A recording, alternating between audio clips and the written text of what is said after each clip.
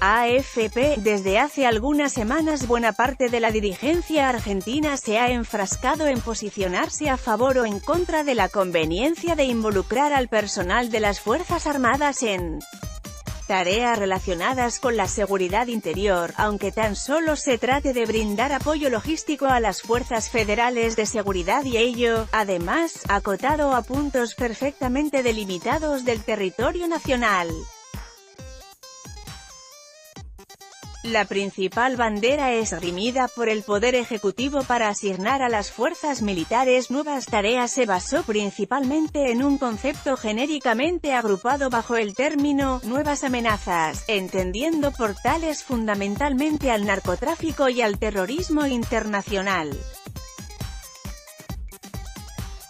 No es menos cierto que la creciente ola de seguridad interior, fruto del aumento de la delincuencia tradicional, alienta el criterio de destinar tropas a la custodia de objetivos estratégicos alejados de los centros urbanos y que bien podrían ser vigilados por militares, liberando de esta manera efectivos policiales para afectarlos a la seguridad urbana. Este criterio también tiene en el presente posiciones encontradas. Para el mundo no es novedad en capitales de Europa como París y Madrid. Infobae dialogó con autoridades militares que dejaron en claro que la línea entre defensa y seguridad es cada vez más fina y que, mediando la decisión política correspondiente, es mucho lo que se puede hacer para darle tranquilidad a la población, sin exceder un marco de actuación acotado y sin interferencias con las autoridades policiales civiles. No obstante, las formas de implementar esta actuación son bien distintas. En Francia, el ejército ocupa la calle. Ciudadanos residentes y turistas deben convivir con sorpresivas patrullas militares integradas por grupos de 4 a 8 soldados fuertemente armados y con uniformes de combate. Buena parte de la sociedad civil elevó su voz contra estas medidas, pero hoy en día queda claro que ningún militar va a interferir en lo más mínimo con el público, excepto que nos enfrentemos a un conflicto que tenga su origen en el accionar de algún grupo extremista, dijo un oficial que tiene a su cargo el sector lindero a la Torre Eiffel. En el 99% de los casos de desorden citadino no intervenimos, las fuerzas policiales tienen métodos de despliegue muy efectivos y las zonas turísticas cuentan con una gran cantidad de efectivos policiales encubiertos que detectan rápidamente cualquier situación anormal en cuanto al orden público pero que no constituyan una amenaza terrorista, señaló el coronel. En las principales capitales de Europa que han sufrido ataques o amenazas terroristas, las FFA se encuentran en operaciones francas y expuestas a la vista del público, pero en lugares como Madrid hay algunas diferencias. En la llamada Exposición de Motivos de la Ley Orgánica 5/2005, el entonces rey Juan Carlos I hace referencia a los nuevos escenarios internacionales, la eliminación del servicio militar obligatorio, el fin de la Guerra Fría y fundamentalmente a la aparición del terrorismo como una nueva y cierta amenaza.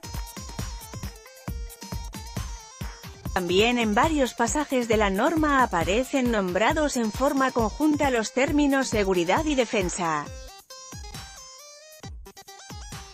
Lo mismo ocurre con la revolución tecnológica, ciberdefensa, y con el accionar conjunto de todas las Fuerzas Armadas, algo que Cambiemos aspira a lograr con las reformas impulsadas. La norma, que ya cuenta con 13 años de vigencia, establece claramente en su artículo 15 que el rol de las FFA incluye en determinadas situaciones la contribución a la seguridad interior. Por su parte, el artículo 16 define esa contribución como el apoyo a las fuerzas de seguridad en caso de agresión terrorista, por aire, mar o tierra. Fuentes militares del Reino de España confirmaron a este medio que, a diferencia de buena parte del resto de Europa, las Fuerzas Armadas se mantienen en sus unidades y se establecen niveles de alarma de acuerdo con el estado general de la situación en materia de seguridad. Cuando un ataque terrorista o una amenaza detectada lleva el nivel de alarma al grado número 5, es el momento en que las tropas ganen las calles para conjurar el peligro. La presencia militar de Argentina en el mundo. Argentina mantiene en la actualidad delegaciones o agregadurías militares en los países más importantes del mundo. Aunque en Francia no la tiene, sí cuenta desde principios del siglo XX con representación militar en España. Infobae fue recibido en la sede de la delegación del país por el comodoro Gustavo Alejandro Pérez Ortiz, quien en este momento se encuentra transitoriamente al mando, hasta que el recién llegado coronel Balestra asuma plenamente sus funciones como jefe de delegación. ¿Cuál es la función de un agregado militar? Básicamente, la de cumplimentar los cometidos que tanto el Ministerio de Defensa de la Nación puedan requerir en la materia, como a cada uno de los Estados Mayores de las FFA, y a su vez asesorar al señor embajador en todo aquello que haga a su rol de representante del país ante un gobierno extranjero en temática militar. ¿Cuánto tiempo hace que Argentina tiene estos lazos militares con España? Desde 1910, en forma ininterrumpida. Primero fue un oficial superior del ejército argentino, más tarde se integró la Armada y finalmente la Fuerza Aérea.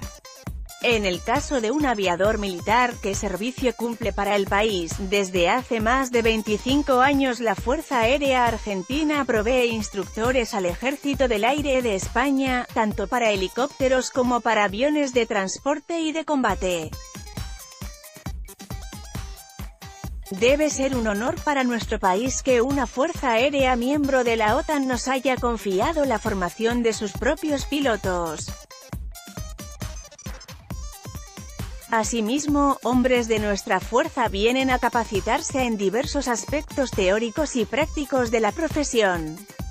¿Cuántas personas integran la delegación? En algún momento puede darse que las tres fuerzas estén representadas.